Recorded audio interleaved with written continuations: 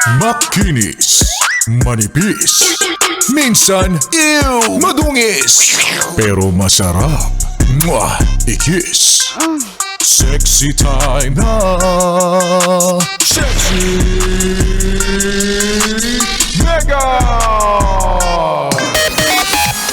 Alam mo, sure ako nung nauso yung kanta na yan, ang saya-saya or parang yung mga magagaling kumanta, talagang feel na feel, no?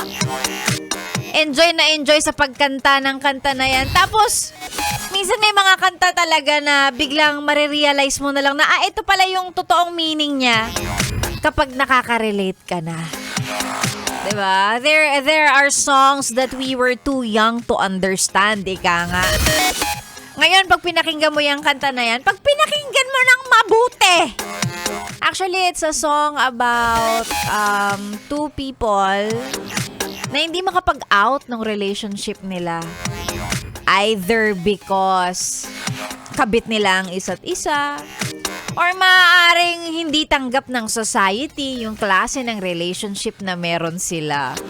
Pakinggan mong mabuti. Or pag narinig mo ulit sa Yes FM yung kanta na yan, Secret Love Song ang title niyan by Little Mix and Jason Derulo. Pag pinakinggan mong mabuti, kanta siya ng dalawang taong hindi may out yung relationship nila. Hindi ko alam. Baka kabit, ganun. Bakit nag-e-expect ka? Kabit ka eh. Ipopost ka, gusto mo i-my day ka? Hindi pwede yun, di ba?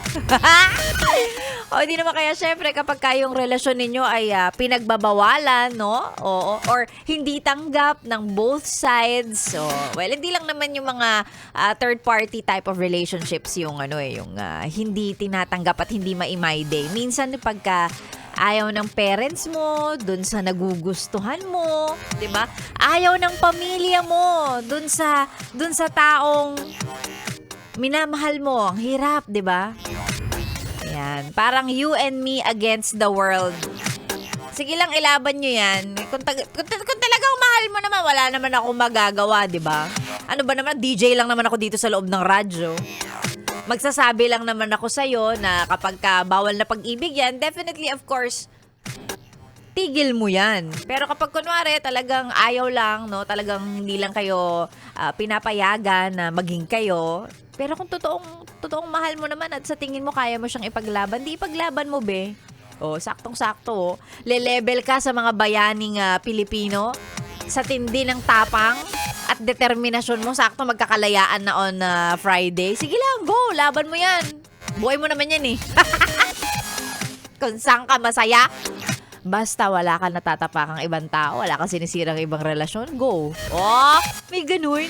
Ay, magandang umaga. It's a beautiful, solid Wednesday morning para sa ating lahat. 9:41 sa orasan ni Sexy Megan at ito na po ang programang magpaparelax at magpaparelapse sa'yo. Ayan, Chillax 101 kasama si Sexy Megan. Sa mga yes para natin na gustong magpa-shoutout, isend lamang po yan sa ating Facebook page, DJ Megan Yes FM. Subukan natin basahin ang mga pa-shoutout na yan. Huwag kalimutang i-follow at i-like yung page ko, DJ Megan Yes FM. Nakakahiya naman. Pa-shoutout ka, di ka pala naka-follow, naka-like. Ayan. Sexy Megan na po ang inyong kasama. Abangan nyo rin. Baka mamaya ako pala yung mamimigay ng 500 pesos for today. Hindi nyo alam. Para sa ating ACS, pera-pera lang yan. Ay, mamaya yun. Magka-excited. Eto lang muna, balik sa mga tugtugan pang parelax. Ngayong araw ng Wednesday. Hi, Lord. Thank you. Wednesday na. Konting kembot na lang, weekend na ulit.